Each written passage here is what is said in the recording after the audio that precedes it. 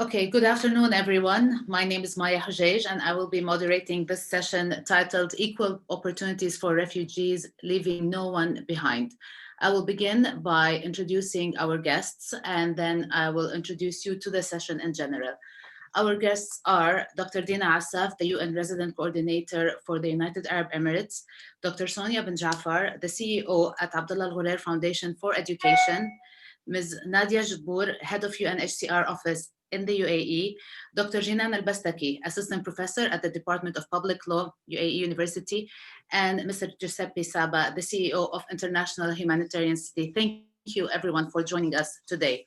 This session is in context with the UNHCR marking its 70th anniversary since the United Nations General Assembly adopted the statute of the Office of the United Nations High Commissioner for the Refugees. This was supposed to be a 3-year project, but it's marking 70 years. The number of refugees has gone up tremendously over the years. And this year, with the pandemic making it even harder for all refugees around the world. The objective of what we're doing today is to explore the relation between inequality and forced displacement.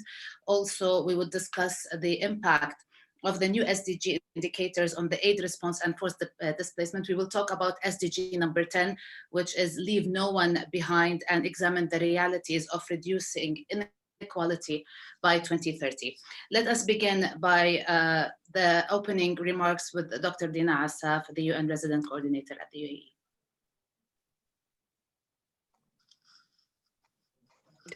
Unmute. Hello, thank you very much. And thank you very much for including me today in this very important dialogue. As we know, first, thank you very much for introducing our panel, our esteemed panel, and today's discussion for the topic of equal opportunities for refugees, leaving no one behind, is central to our beliefs in the United Nations. As indicated already in the introduction, we're having today a UN75 dialogue, UN75 representing the 75th anniversary of the United Nations. And in this dialogue, the United Nations has put together a campaign to ensure the inclusiveness and integration of everyone within the discussions the United Nations is having for the world we want, a better world, especially now after COVID. Of course, the 75th anniversary was upon us prior to the pandemic, and we had plans as the United Nations to ensure there were consultations globally around very important issues to all of us. The pandemic, of course, made it even that much more important. And we're very lucky to have this technology that allows us still to have these types of engagements. And here in the UAE, we have taken this to heart. And I want to thank my colleagues from UNHCR, specifically Nadia and her team, for ensuring that we included the topic of refugees within these discussions. And congratulations on the 70th anniversary, not because it's a good thing that we have the challenges of refugees globally, but the fact that we do have UNHCR championing the support, which we'll hear about today. It has been our goal in this commemoration of these milestones to ensure, as I said, a far-reaching global conversation. And as this has happened worldwide, we will be looking to see a better year in 2021 and taking the learning that we had from this pandemic, as well as from these consultations globally, to ensure that as the United Nations, we are supporting in the best way we can.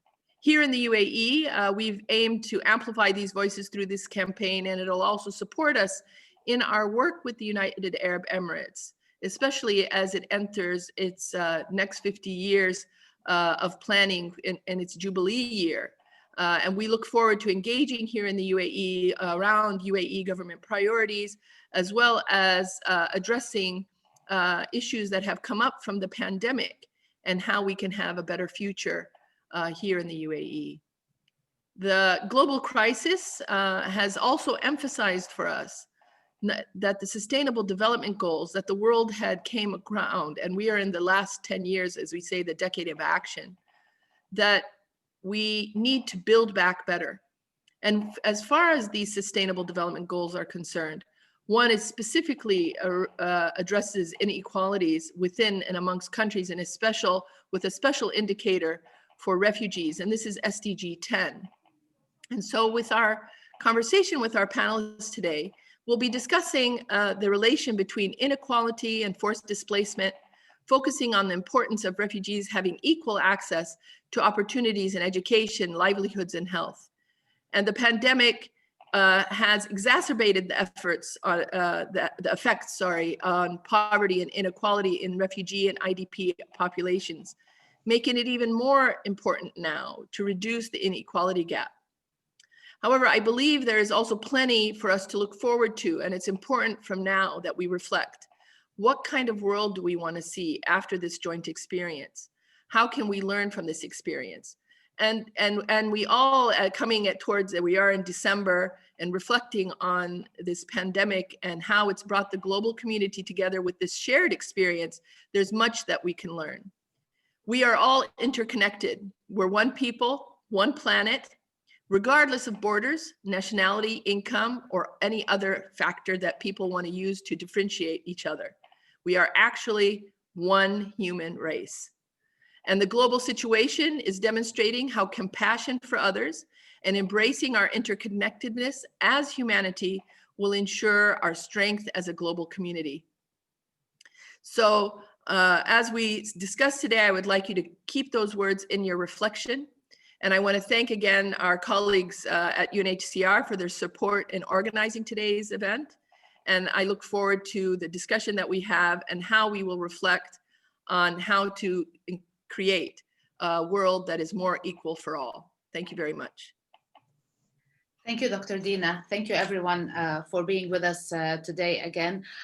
Before we move forward with this dialogue, I would like to ask you, but clearly you all know how the Zoom sessions are going, just to keep your microphones on mute while someone else is talking until it's your turn, or unless you would like to say something or comment on someone's reply or answer, so that it is more of a conversation than questions and answers. So my first question would go to Ms. Nadia Jbour, head of UNHCR office in the UAE. Today marks the 70th anniversary, 70 years of protecting people forced to flee their homes and build better futures. Tell us about the 70th anniversary today and how your work, the UNHCR's work, has evolved over the past 70 years. Thank you, Maya. If I may just say a few points as an introduction. Dr. Dina, it's a great pleasure for us to be here today to celebrate the 75 dialogue, because it's also marking 75 years of the good work, dedication, and the tremendous work the United Nations is doing to make sure that we serve humanity. So it coincided today with our 70 years anniversary, but as part of the United Nations, we clearly work together, and we're happy to be part of the celebrations that we're engaging at the moment. I want also to thank the panelists, because I know how extremely busy they are.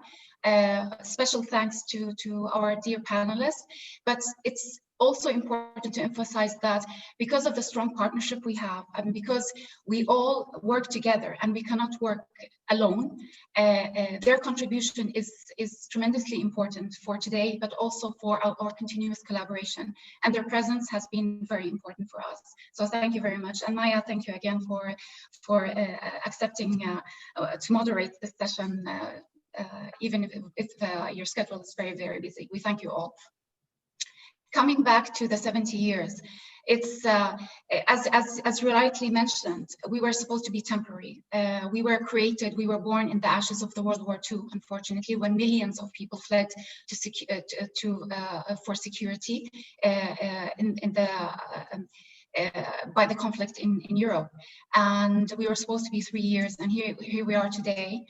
We are faced with a sad reality that wars continue and displacement continues, and we have around 80 million refugees and displaced people around the world.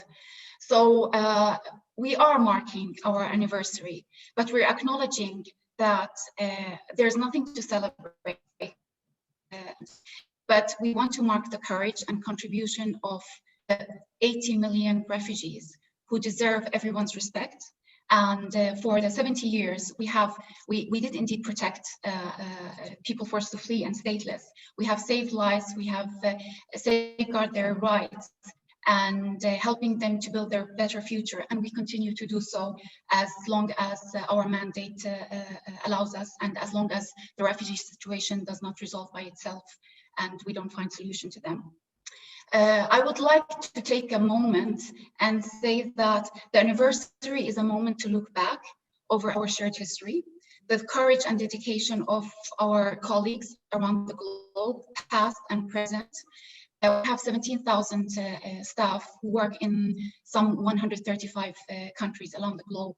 And even with the COVID, with the challenges we had to deliver, we continue to deliver and provide protection to those who are in need of it. With that history, we're also proud to have been awarded twice the Nobel Peace Prize. One was in the 50s, 54, and then the other one was in 81. It's just to acknowledge the work we have been doing to meet the needs of those who are in need of it. Dina touched upon the SDGs, Maya, and panelists and dear participants. The SDG, because we are part of the UN and we are part of the global world, the SDG very much relates to us. And reducing inequality is at the heart of the work that we're doing. We, as part of the whole UN and working with governments and working with the societies, we're trying to reduce inequalities. And luckily, we have had an indicator specific to refugees, because as we all know, refugees are human beings and they're part of society. And we cannot work on achieving the sustainable development goals, in whether it's in developing countries or developed countries, targeting a certain group and leaving the others. So refugees are in the heart, and we continue to work in collaboration with governments led by the RC in different parts of the world, but we try to work with governments, civil society, the foundations, the partners, the private sectors, academia, everybody, the refugees in the center, to try to achieve the sustainable development goals. It's a very, very challenging mission. This is the last decade.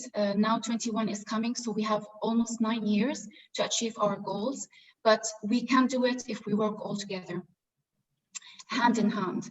The pandemic has been very, very demanding for all of us as human beings, mentally, emotionally, and the rest. But imagine how much challenges refugees are going through. And the vulnerables among them, the stateless people, those communities who have been a little bit less advantaged than others, the stress and the challenges they are going through to secure their jobs, their livelihoods, education, and so on and so forth. And these are basic rights we assume everybody should be included, including refugees.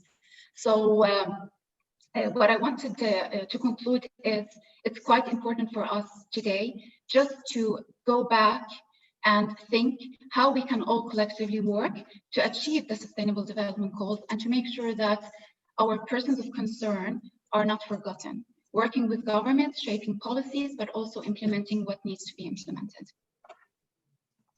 Thank you, Nadia. Thank you very much. I'm going to take it from there, from you mentioning the SDGs in general. Over the past years, we have come close to achieving the no poverty and zero hunger goals, but then this year has put a big damper on it. So I'm going to take the question to Mr. Giuseppe Saba, CEO of the International Humanitarian City. 2020, we have witnessed a pandemic that put a strain on everyone. The most vulnerable, including refugees and forcibly displaced people. What do you think? How can we mitigate the effects of the pandemic on poverty and inequality in order to achieve what Nadia was saying, the SDGs by 2030? Thank you, Maya, for the question. First of all, thanks for this invitation. It's a big honor, also because apart to be the CEO of the International Humanitarian City, but I still feel part of the UN family, considering that this is the house from where I'm coming. So congratulations to UNHCR, of course, for this anniversary. I have quite a lot of friends working Exciting.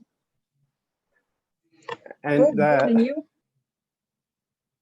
And what I believe is that there is somebody. Maria, could you please mute your microphone? Excuse me, sorry, Giuseppe. I think someone forgot to mute their microphone. Really have one.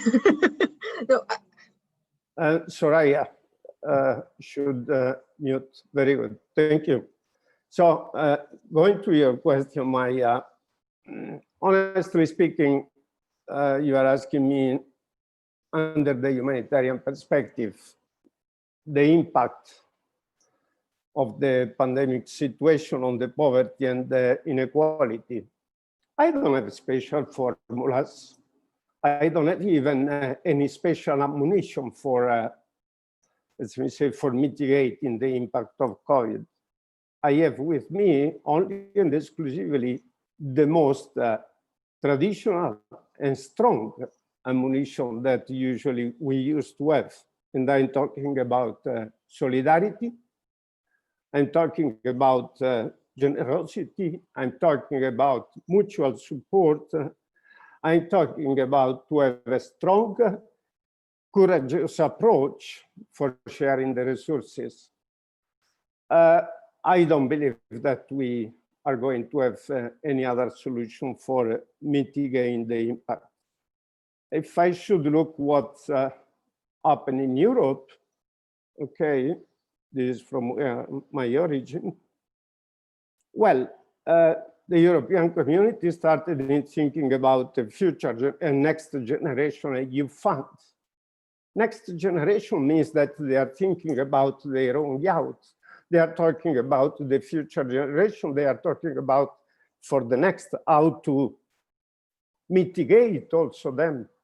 And then another fund which is called Recovery Fund. So there is a clear recognition from the states, from all the governments, that there is a strong impact. So correctly, as you said, if the impact, it has been so strong with the well-developed countries, what is going to happen with the most vulnerable population? So again, I don't see honestly other solution than or other ammunition and approach than to go into the solidarity, generosity, and resources sharing. This is a country where I'm here since 4 years, and every year that I spent into the UAE, it has been dedicated a clear year to the giving, to the year of Zayed. Basically, all the years projected in order to support those in the need. Well, this is the spirit that we should adopt as humanitarian. But again, if you address the same question to the politicians, who have, of course, responsibility and liabilities, I don't believe that they can give a total different answer, because that is the situation. Without forgetting that we experienced during the pandemic, during the first and the second wave, where basically the refugees, okay, as many other populations, have been affected by other disasters. And when we talk about SDGs, here we have the big fighting, because many of the resources today are clearly absorbed by the emergency response, and we don't have a lot in order to fund the development. So that is the other big point, in my opinion, that we have to take into consideration. I would love to confirm what was just saying Nadia. By 2030, we should achieve the SDGs. Can I have some doubts, please? Because what is going to be exactly the impact and the effect of the pandemic situation?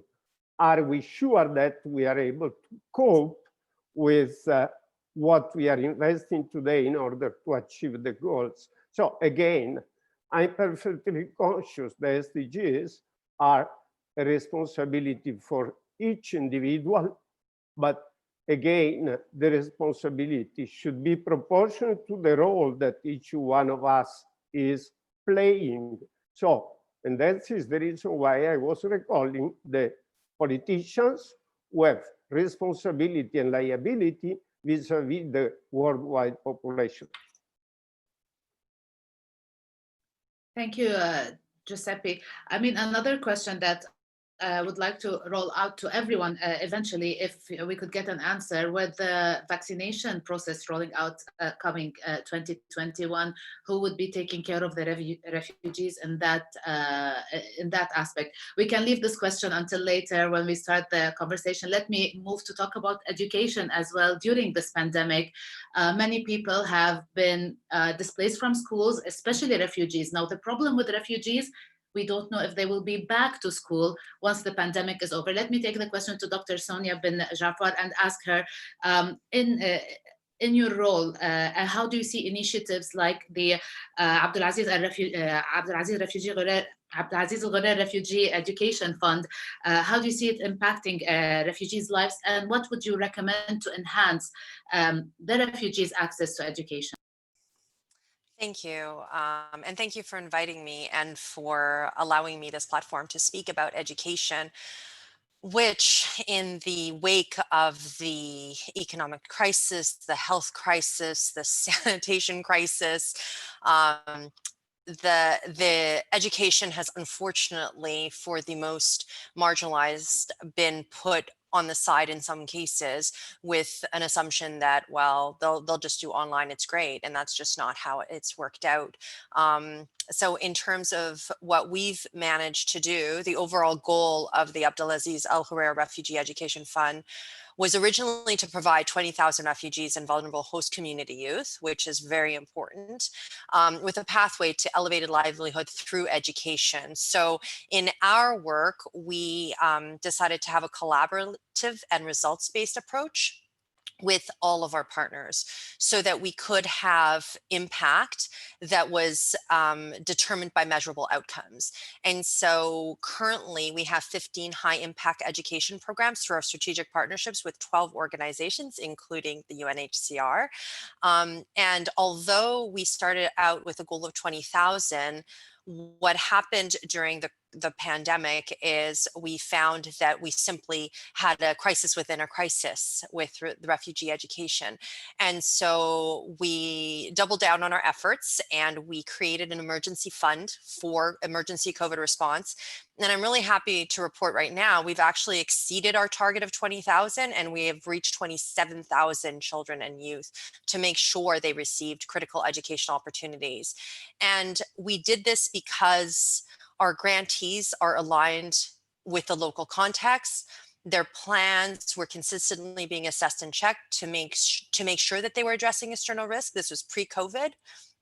We created an open relationship with professional accountability. And so when the COVID-19 crisis hit, our grantees were swift to respond. And so the first thing that they did was do an assessment, a risk assessment, and communicate it to us. They did not stop their programs. So we were able to provide access to education for refugees and vulnerable youth because we were able to reallocate funding. We moved money around. We worked with them when they told us, listen, the physical spaces are not there. The bandwidth is not there. You know, that people are making a lot of assumptions about broadband access, and the poorest of the poor simply don't have that. And so our organizations, because they're locally based, because they work with refugees and look at refugees as stakeholders, not simply beneficiaries, but joint stakeholders, we were able to get some good information quickly on what was really needed. And so right now, I'm really happy to share that, for example, Luminous Technical University College in Jordan, we just had a conversation with them yesterday, were telling me, you know, when it first hit, the first reaction was, what are we going to do? How are we going to do this? We're not going to be able to make this happen. And we sat down together, and I'm proud to say that in May, 22 people graduated during the lockdown, all of which are employed in software development with competitive salaries. The majority of these jobs are remote, so they're remaining in their communities, they're staying with their families, they're not being ripped apart just to make a living. In terms of SE Factory in Lebanon, another partner of ours, 2 of our refugee students who graduated from SE Factory in June, still in lockdown, received job offers. One of them received 8 job offers. They're working remotely in software development. One is a company in France, and the other one is an HR solutions company in Germany. So what it has taught us is that if we actually sit down and listen and engage in an authentic way, rather than coming out as a donor, but really a partner, we can push for creativity and innovation that are sustainable solutions that allow refugees to find the space where they can have their own livelihood. And that's the impact that we have had, and we hope to continue to have, because our partners are amazing and we listen to them. So I'll stop there and let somebody else speak.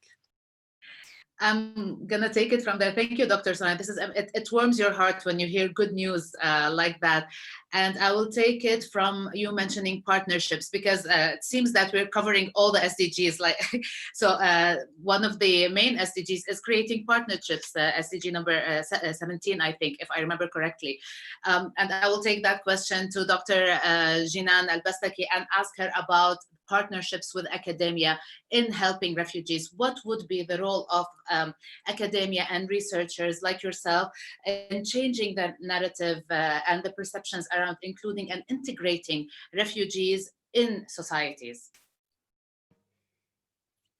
So thank you very much. So I'd like to start obviously by thanking the UNHCR. I think before lockdown and before COVID, we had a lot of plans and ideas and things to implement that have kind of been put on hold, but hopefully we can bring them back. So I think the question that you asked is actually very important. So there is, I think, really quite a big role that's been previously maybe not utilized to the best of its potential, which is the partnership with academia. And the role of academia is actually like manifold. There is, as you said, how do you change the perceptions of people, but it's actually even larger than, changing perceptions of people and changing the narrative. It also can influence policy based on, robust research that is, follows the highest standards and especially the highest ethical standards, as well as also providing space for refugee students and as well as refugee academics, because like Dr. Sonia said, that it's not just, you don't look at yourself just as a donor or somebody that is helping somebody else, but actually we're all stakeholders, and it's about having this collaborative relationship as opposed to this top-down kind of relationship. So I think what I found is that, academics and researchers who are doing work with and for refugee communities.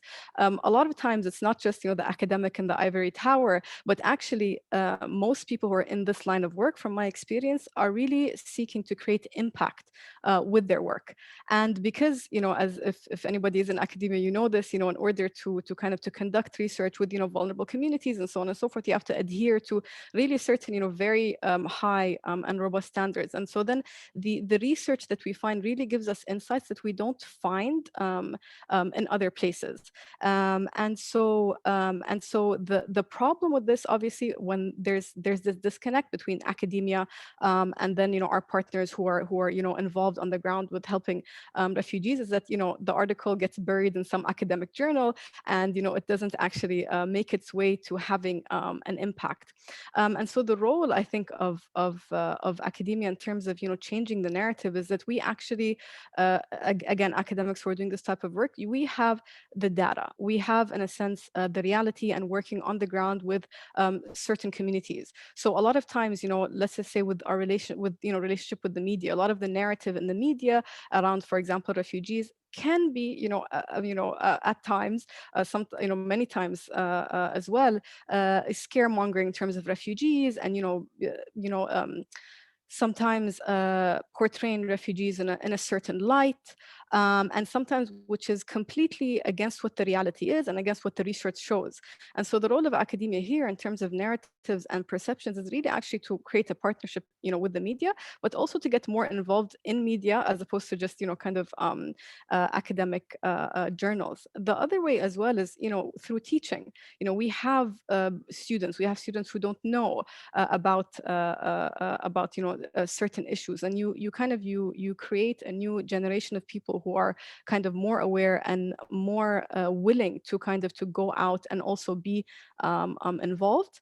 As well as, and the other thing I think, more than changing narrative, is also to help to impact policy, right? Because again, a lot of times, I'm involved with a lot of academics, and sometimes when we see certain policies that come out that are kind of against what the research has found, or a lot of the literature has found, and you're thinking, why is there this disconnect between academics and policymakers? Recently, I had to look at a paper where the researcher had done research on the ground with refugee women in one of the in Germany, and basically talking about the impact of certain strategies. And it was refugee women speaking for themselves about how they felt and how they felt the impact of these strategies were. And so instead of having just qualitative data about this many people took advantage of this many initiatives, actually how it impacted them on the ground and what they thought of it and what they thought actually would help them. Right, so you have all of these different things that, yes, they can help to change the narrative and change perceptions of people, but more than that, hopefully have an impact on policy that can be based on the type of robust research that is being done in academia. And just finally, the final role, which is just also very, very important, like we said in the beginning, and just echoing what Dr. Sonia said, is actually creating spaces for refugee communities. We talked about education, and that especially during the COVID pandemic, it's even more difficult, and refugees have an even greater difficulty accessing higher education. For us as academics, it's to, in a sense, I guess, lobby on their behalf, and also lobby on behalf of the refugee academics themselves. They're also refugee academics, in order to be partners on this. Thank you. Do we have a policymaker here on the panel that would like to reply to Dr. Jinan on maybe changing the narrative and collaboration between policymakers and academics? If anyone would like to say anything before I move on to my next question, please feel free. Okay, then I'll move on, and I'll take my question to I think Jinan, everyone agrees with you, Dr. Jinan. I'll take my next question to Mr. Giuseppe. In economics, and what I do in business news, or actually over the past 10 years, when an emergency happens, a major emergency, we call it a black swan event, but emergencies happen in the world all the time. So the pandemic is like a black swan event, but also more people are displaced. Like we see the people who are moving to Ethiopia from the Tigray region, from Ethiopia, Tigray region to Sudan. We hear about the Rohingya continuously.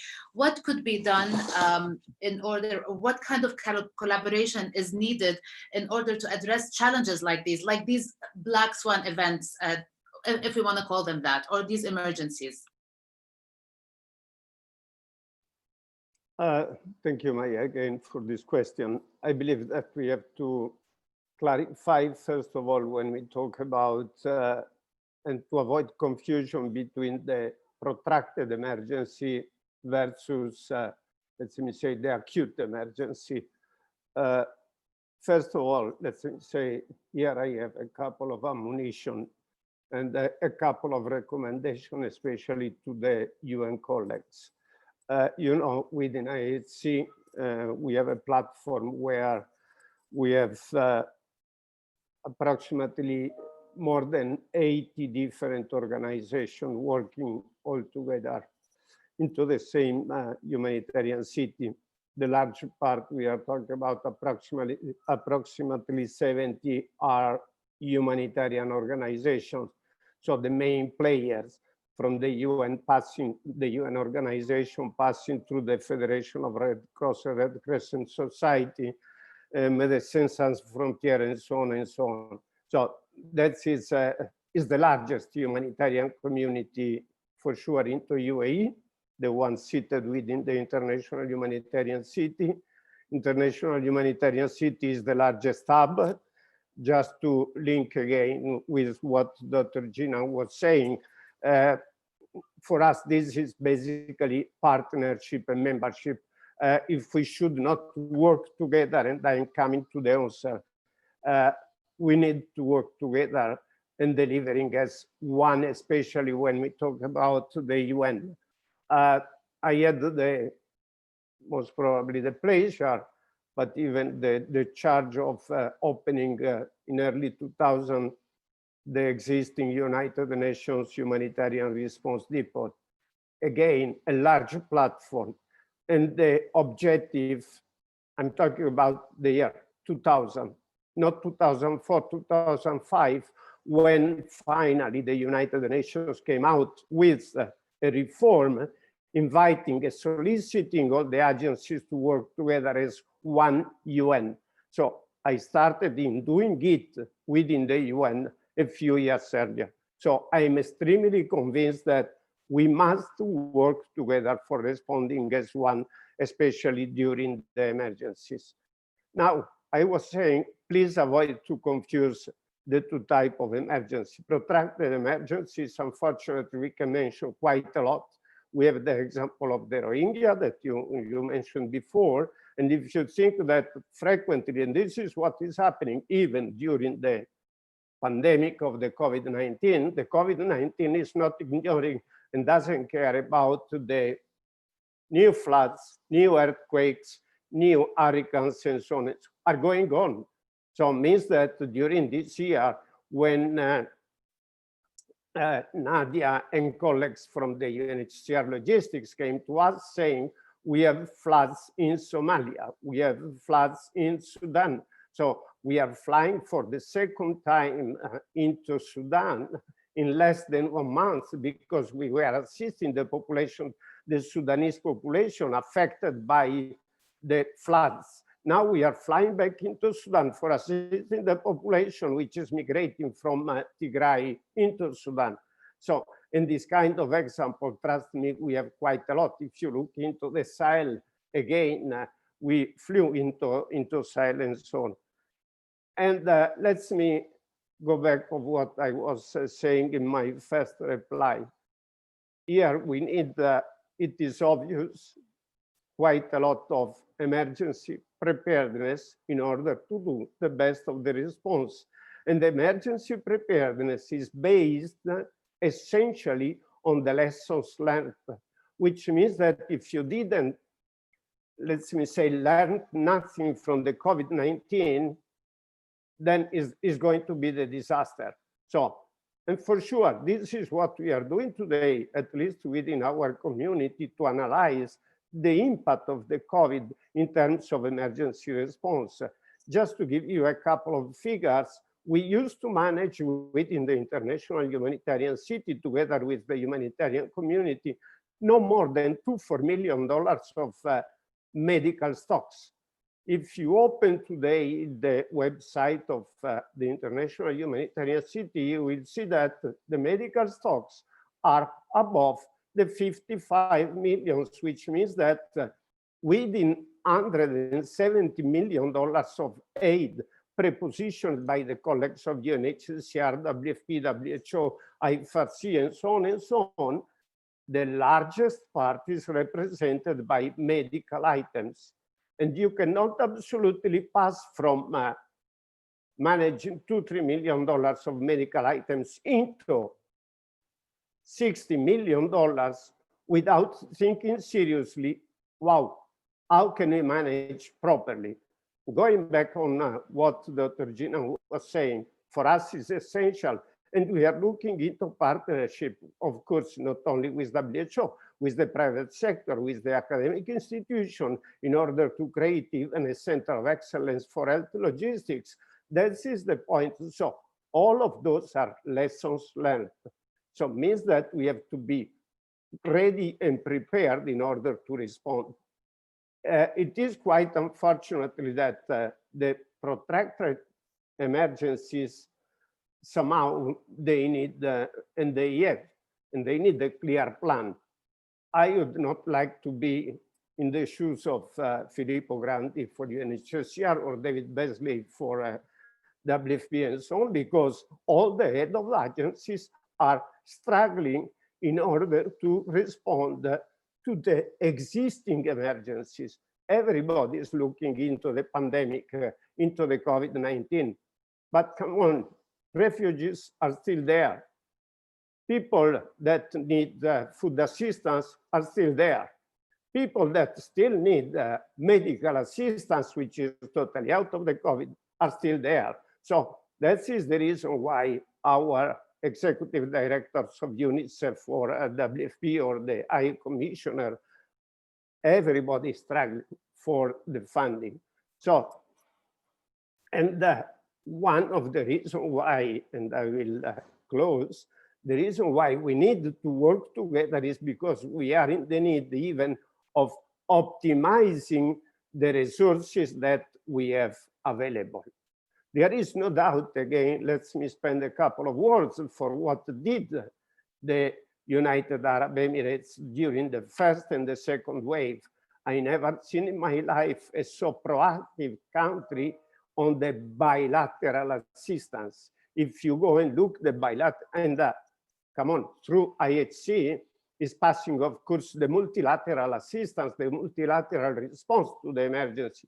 Together with the World Health Organization, we were able to serve more than 100 countries. We dispatched more than $96 million of medical items for COVID-19. But again, if you look, the bilateral assistance that has been done by the UAE means that assisting directly governments, it has been really impressive. I was really impressed on what has been done. So going back to your question, again, let us work together, let us optimize the resources, because unfortunately, this is linked to what I said before. The resources are always the same. And if we don't like to take the risk of failing in 2030, then we have to share the resources. Sorry. Thank you, Giuseppe. I would like to, take that and move. We have, I think, around 10 more minutes before we need to take at least one question, because we have a very interesting question from the audience. But I would like to take what Giuseppe said. Refugees are still there. People who need help are still there. How are we going to optimize the resources? Ms. Nadia, this question is to you. In 2018, UNHCR adopted the Global Compact on Refugees in New York, a framework for more predictable and equitable responsibility sharing. I don't want to go into a lot of details. I would like to get the details from you. What is being done now and since that inception? Thanks, Maya. Well, I'm speechless after Giuseppe because he summed it all and he brought us back to the grounds, to the roots. We need to come back to the common humanity in us, to be honest, all of us. It's the Global Compact came with a good spirit. After 2 years, governments, UNHCR, the UN agencies, the private sector, everybody sat on the table, the academia, the media, everybody literally sat and tried to see how we can move matters further. If we want to implement sustainable development goals and achieve them, if we want to find solutions to the causes of life, we cannot do it alone. And we have to come up all together as a whole society to merge our forces and find sustainable solutions. Solutions are not feed the refugees in the camp, are not giving them core relief items and let them figure out how they will continue to live in the globe. We have the Syrian crisis, we have the Yemeni crisis, we have Libya, we have Africa. Unfortunately, now we have the influx also in Sudan. I do understand there's fatigue, and refugee issue is not something which is appealing, but it is a fact. It is, people don't choose to become refugees. They don't choose to risk their lives and flights simply because of the adventure. We have to give that, and we have to go back to the basics. The pandemic, Maya, reminded me with something. And I remember the times when we were all confined. The pandemic has not brought pressure on the health system globally. It has basically is testing us, is testing each one of us, you, me, everybody, on our humanity, how we can reach out to the neighbor, how we can reach out to the vulnerable and be able to help. The Global Compact came with that spirit. It's a whole society approach. It represents political will and ambition of the international community to strengthen it. But as colleagues have said, and panelists, we cannot do it closing an eye that there is no funding. Funding is important. Yes, it is important. Genuine partnership is extremely important. When I hear Sonia speaking from the heart on what they have achieved in the region and what they're trying to strive to make sure that every child has education and people have the right to education in a dignified manner. And when I see other partners who are not with us today, but for fairness, everybody is contributing. When I see IHC helping us, Giuseppe having sleepless nights to try to see where we can find funding to provide the core relief items that we had to send to Sudan because there was flood in the amid of COVID, there were no flights. This is the genuine partnerships. It's strengthening the collaboration between us to be able to bring a sustainable solution for the refugee issue, because it's not going to be solved. I hope we can solve 80 million problems, because each person has a problem, but we will not be if we don't come together. There is one thing I want to say on the importance of the private sector and everybody. It's not only governments. We cannot say the government has to do this and that. And we cannot say UNHCR, you have to find a solution. UNHCR cannot do it alone. The UN agencies cannot do it alone. If we don't, together with governments, local, central, the cities, the mayors, the neighbors, the refugees. Last week, it touched me to know that in Jordan, because of the problem with the pandemic, things are not in the right direction, and they're losing a lot of doctors and nurses and frontline workers. It is UNHCR in collaboration with the government who came up with a list of potential refugees who are doctors, who are nurses back home, who can contribute to the country and help in this pandemic. And it's the coming back to the humanity I'm talking about. Refugees are not a burden. They're human beings with skills, with contributions that they can give to us globally. So we need also to put them back and put them in the center of all those conversations and discussions. The compact is that, Maya. And we have met last year before the COVID in Geneva. 3,000 participants attended a very important meeting in Geneva. Dr. Jinan was there, Borer Foundation was there, the media was there, foundations, others from the, and everybody came with a pledge how they can contribute to find solutions hand in hand with the work we're doing. The United Nations was there, and I'm not talking about UNHCR alone.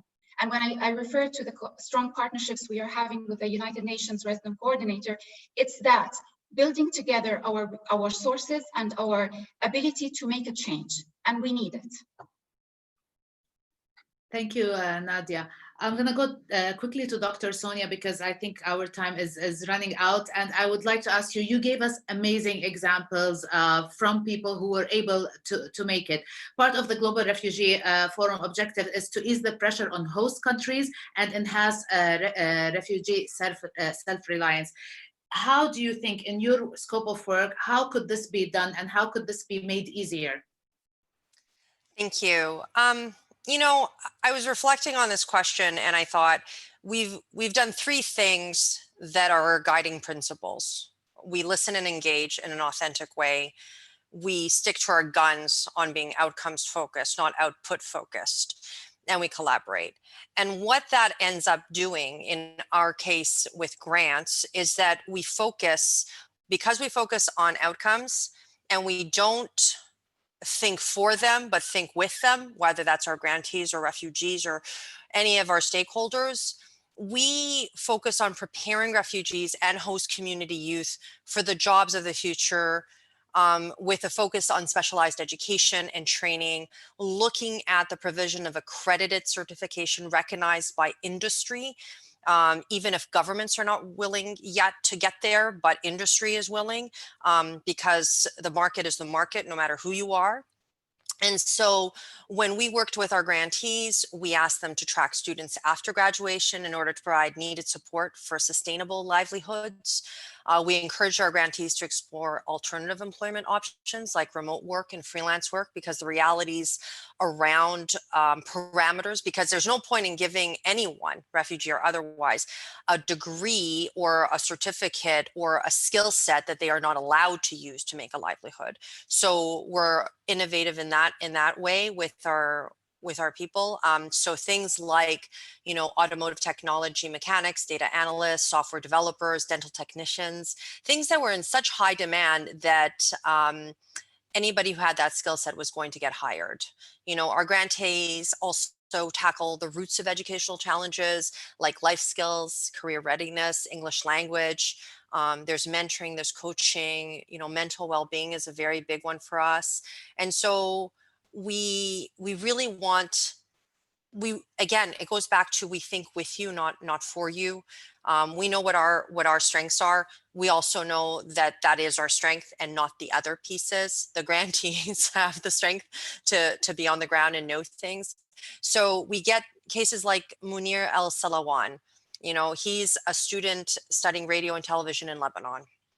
And he felt gratitude to Lebanon for hosting him and his family and keeping them safe. So he volunteers with a Lebanese community-based organization in teaching adolescents photography and tutoring them mathematics, because he feels if he doesn't do this, he doesn't have money to give, but he's got times, he's developed the skills, and that's how he pays it forward. And so that's how we change the mindset towards refugees, in seeing them as productive people with hope and ambition that we want to have in our communities, because that's what they bring. They bring value. So it goes back to what Nadia was saying, and we met, I think a year ago, Nadia now, and we really did connect on this point, in that there's only one difference between a refugee and myself, and that was just the luck of the draw. And I never forget that. And I think that that's how we all kind of move forward. And if we keep that in mind, then we see them as our sister, our brother, our child, our father. And if we do that, then we're going to make it. But we just need other people to change that mindset a little bit as well. Thank you, Dr. Sonia. Moving forward, I have this question, Dr. Jinan. I wanted to ask you about how could we enhance, how you think the cooperation of various actors towards the common goal of sharing responsibility. But also we have a question from Sandra Willis, and I would like your take on that, because it also relates to addressing the measures undertaken to intervene in all the programs and talk about the accessible and inclusive of persons with disabilities and determination and mental health disorders, like Dr. Sonia mentioned, within the refugees. If you can answer that, please. Okay, So just with your first question, I just, it's actually quite a short answer because it's actually really key. And I think one thing about that the Global Refugee Forum showed us when we all got together as different stakeholders with refugees, with different foundations, with academia. Like I actually met Dr. Sonia as well even though we're both based in Dubai, but we actually met at the GRF.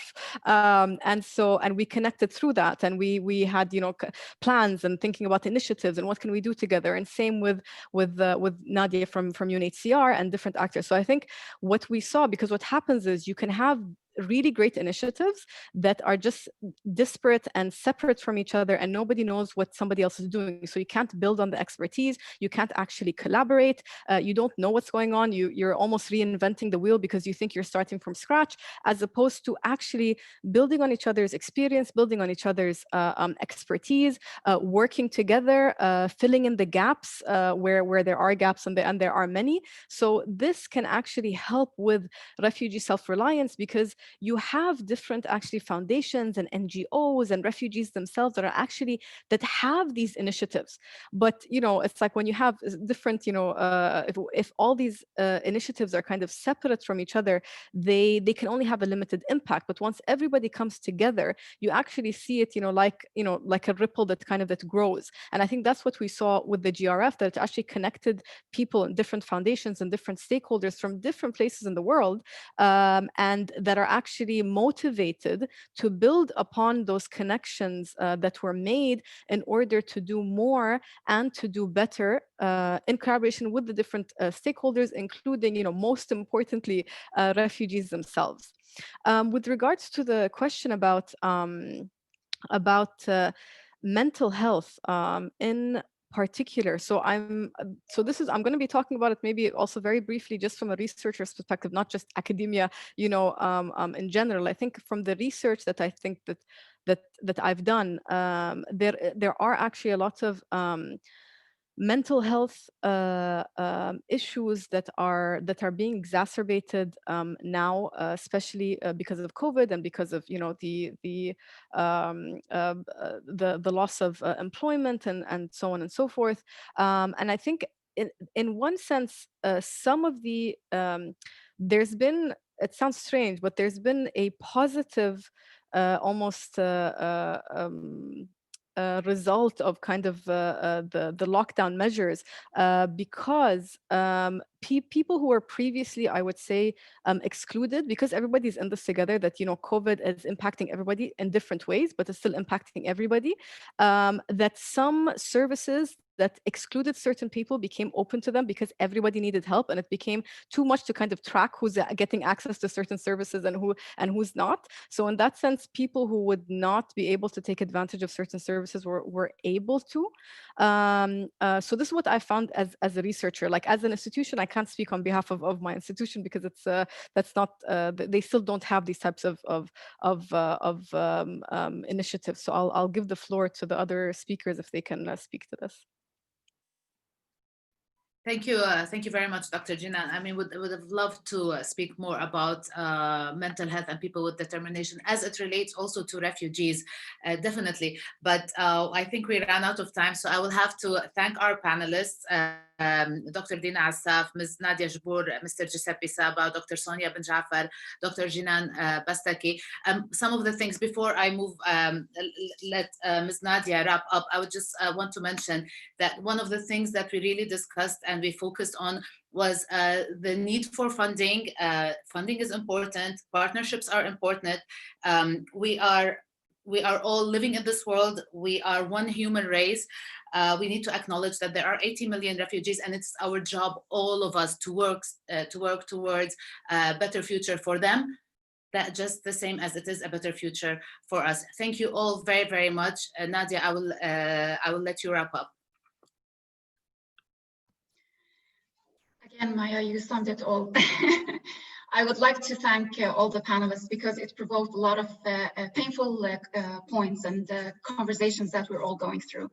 And I'm really, truly happy that we had this dialogue happening in particular today, because every time I speak, I try to speak from the heart, because I do remember the faces I have seen in my time working in different operations, the face of the woman, the face of the child, the face of the refugee, and they come with their eyes, with the hope that you can solve their problems. And they're faces that they cannot go from my memory, and I will always remember them. But I want to emphasize that they're not weak, they are strong. And today I really want to celebrate their resilience, their courage, their commitment to go through the difficulties they're going through, but also with ambition to have a better future and a hope for their children. And that's, for me, the most important thing for today's event. I am more than sure that with the panelists today, we will continue to have the conversation. I invite others who have been our guests, if they're interested to join our forces and interested to join our genuine efforts to create more stronger partnership, whether it's in the UAE or abroad, we are more than welcome to receive. And we really have to think all collectively to find sustainable solutions to the refugees until the root causes are addressed.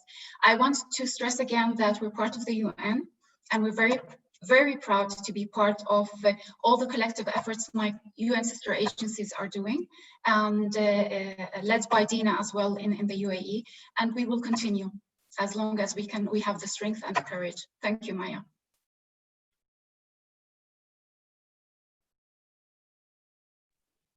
I think we will end the session now, as the time is up. And thank you for your closing remarks. Thank you for the panelists and for any audience who has joined us. Looking forward to keeping the conversation going on all social media platforms, hopefully, in order to end this and be able to achieve the SDGs by 2030. Thank you all. Thank you. Thank you very much. Bye. Thank you. Thank you.